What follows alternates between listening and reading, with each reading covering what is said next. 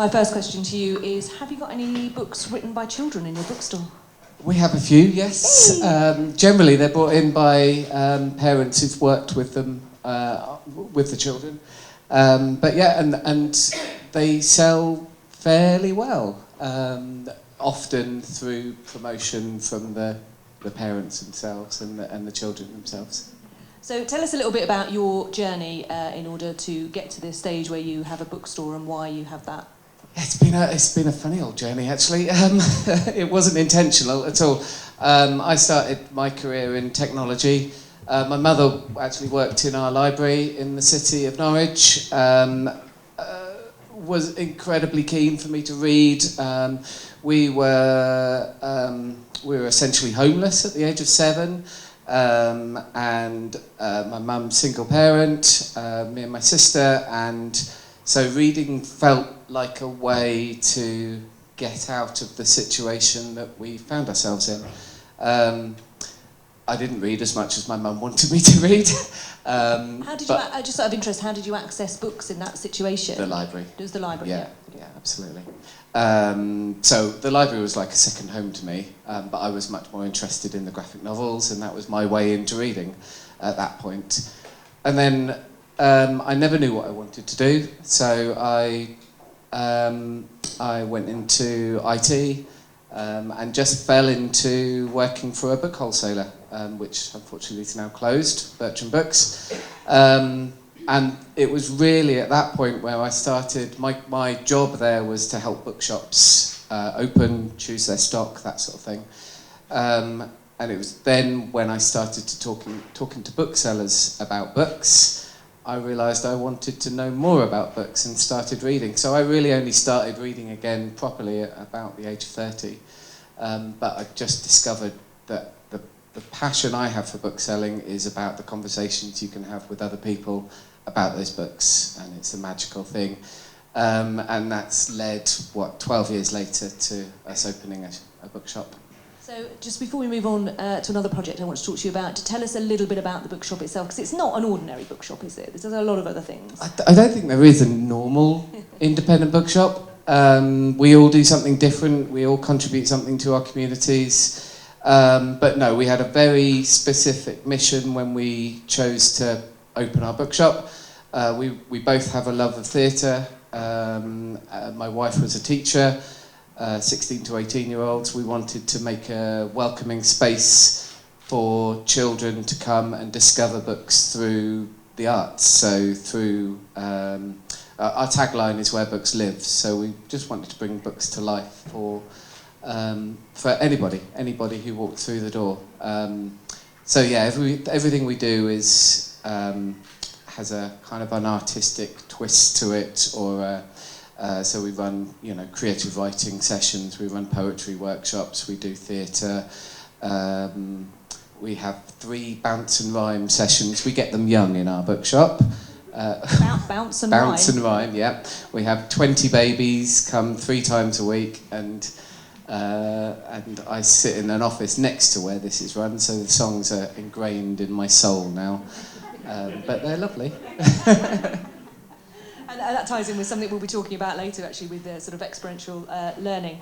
So you have this lovely community space and this bookshop, but tell us a little bit about the Edelweiss Plus, and also, within particular, the Ascend project that you're working on at the moment. Absolutely. So when Bertram's closed, I wanted to carry on a career in bookselling, and I'd worked with Edelweiss as Bertram's to work with their technology. And I knew it was a company whose ethos I believed in and I wanted to contribute to. So I begged them for a job and they gave me a job, which was lovely.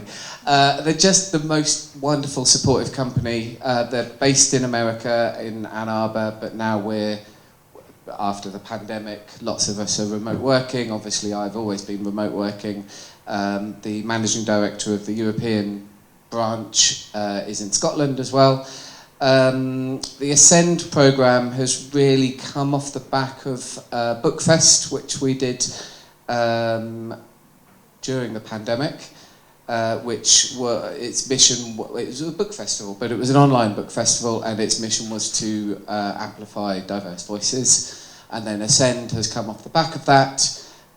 It's a programme that we fund through publisher contributions with things like editors' picks that are aired via Zoom.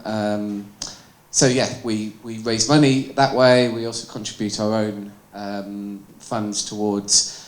It's not just, but there's an internship programme. I think there's now been 7 successful internships placed within the publishing and technology industry. So our position is sat between booksellers and publishers, and we're a technology platform. So so we can cover a lot of bases with that. Yeah, that's what Ascend is. I think I've covered.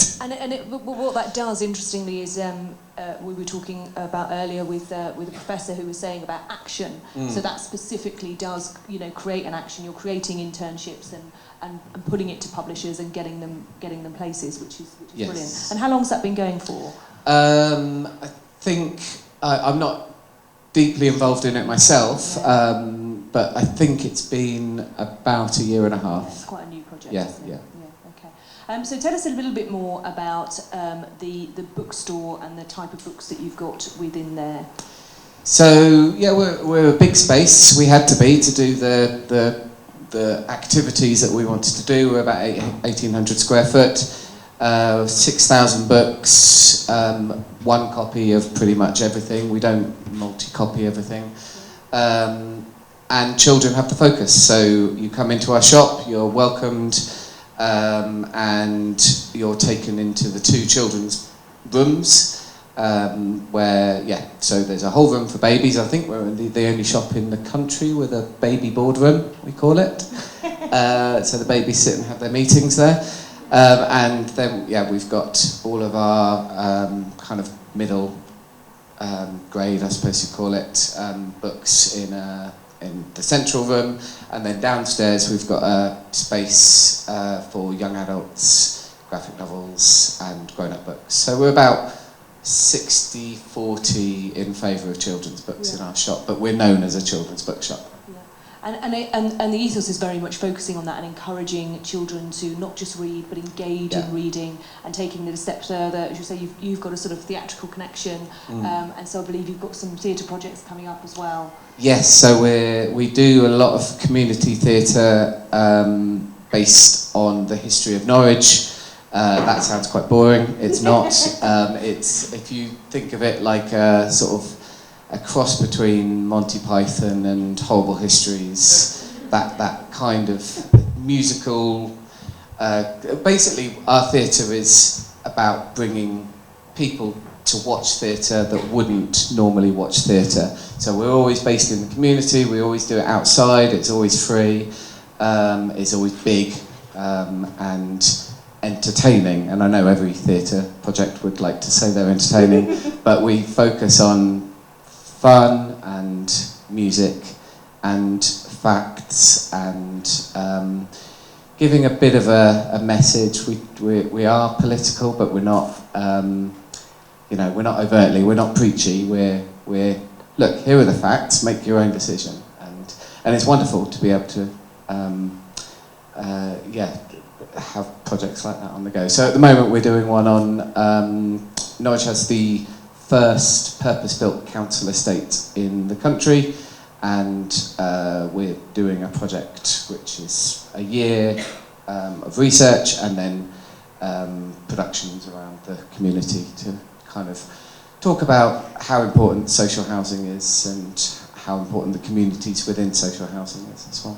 And it's interesting to be able to have that platform to reach those groups that otherwise, as you say, wouldn't necessarily have access to books or storytelling or theatre, and giving them somewhere to go and inspiring the young and old of that. Absolutely. That area. We want to break down those barriers that exist in all forms of literature, theatre. It's abound everywhere. So I mean, it's a grand mission because we can't do it on our own. But it's interesting because we were talking earlier about the closed network of publishing and that kind of thing. So by opening and making, because it appears to be this sort of certainly previously inaccessible, elitist area. And so by having places like yourselves and these independent bookshops that reach out to communities and are inclusive spaces, it's Absolutely. incredibly important to have that. Yeah, I'm incredibly lucky in my position because I visit bookshops as pretty much my job. So I can go to places like Moon Lane Inc., Round Table, Pages of Hackney. You know, I can visit all these shops, get inspiration from what they do and bring it into our community in Norwich. So yeah, it's brilliant. And what struggles do you think independent bookshops face today to get sort of representation on their shelves and diversity? It's a big question. It is a big question, yeah. So it's visibility of the titles in the first place, and that's something Edelweiss is trying to assist with our Ascend programme, with our editors' picks. There's always a diversity focus on those things, but yeah, it's visibility. The big publishers will give you a catalogue, and it's about finding the titles in the first place, but also having the time. So a typical bookshop in the UK is not heavily staffed with a buyer, with an accountant, with it's very different to American bookshops or other countries. We're running on a shoestring, and my wife runs our shop, by the way. I should have said that at the beginning. I'm literally the Saturday boy. But she is the accountant, she is the buyer, she is the organiser of schools outreach. She's everything to do with the shop, and it's finding time to then sit down and look at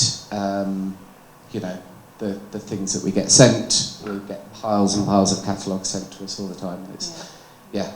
So, but we are lucky in our shop in that we do get visibility of what's going on in other shops as well. And do you offer a platform do you just go through publishers, or do you offer a platform for self-published authors? Yeah, we do. We have a corner in the shop that is either self-published or local author.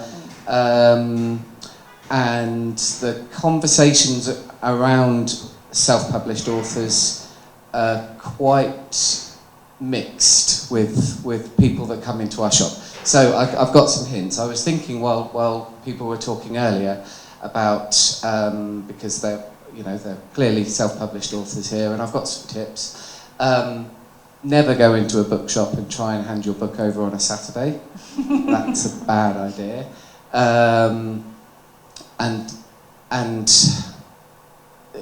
it's difficult because as a bookseller, we love seeing new books. We want to see a different range in our shop than you would see in a Waterstones or in a supermarket or something like that. We want that. That's our whole purpose of being.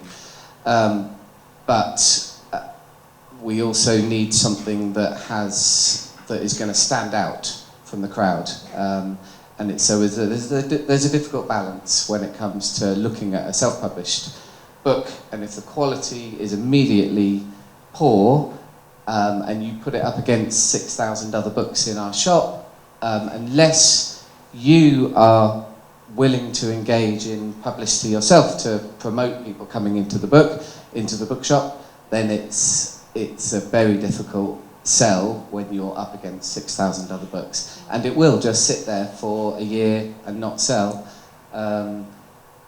So it's hard. I know it's hard because you pour your heart into these things. It's difficult now. I think all writers have to become, again, we're going to broach this a little bit more later, all writers have to become marketing agents and PR agents themselves. You can't just pop something on a shelf and hope it works. No. So, are there any questions for Dan, either about the Send project or about his book and how you can get your books into local bookshops?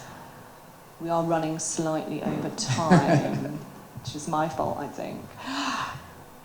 Great, lovely. Is there anything else that you'd like to say, Dan, today?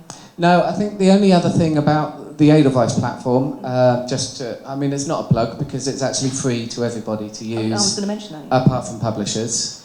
Publishers basically fund everything else we do, even from the bookshops. But some of the data that we reveal behind books in Edelweiss is quite a unique thing in the publishing industry. So there's something called thema in the publishing industry that can specifically look at subject areas and look at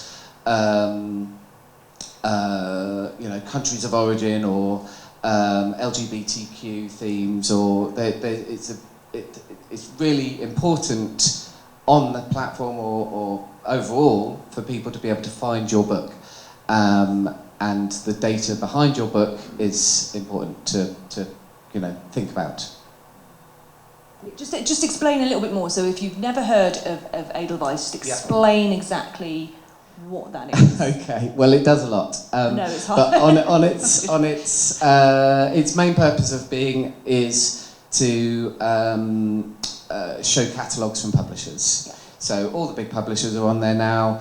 Lots of small indie presses are on there. Lots of groups, IPG for instance, are in there as well. And then there are about 8,000 US bookshops on there and about 700 UK bookshops on there, and they will discover their titles. They may download digital review copies there, and it is an ordering platform as well for new books. And then we do lots around the statistics of sales as well. So me as a bookshop, I can look at the top sellers in all other independent bookshops or in my region and say, those are the ones I should be, I might have missed, basically. But then I can filter by the data, and so having the data in there is incredibly important. Brilliant. Thank you so much for joining us today and coming down. Thank you very much to Dan.